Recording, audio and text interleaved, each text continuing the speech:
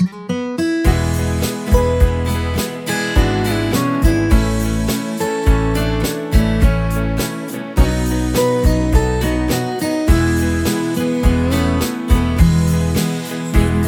teilung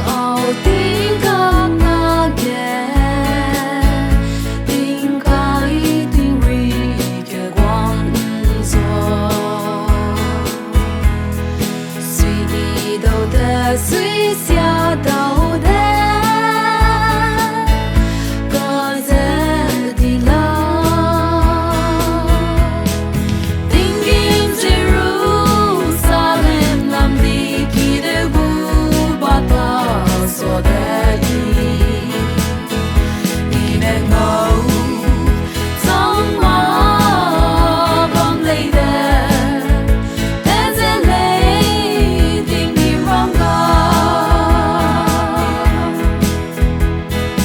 Mina teilung hezu Kideu, kebam kebam Herei miak lamak,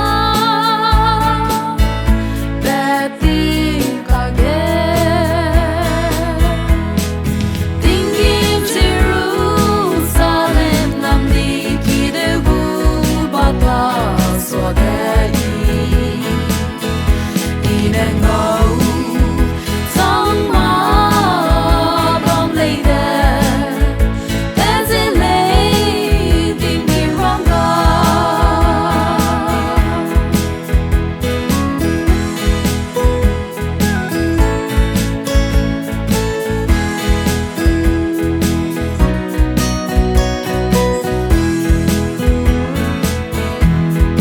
Samlia keyi kera,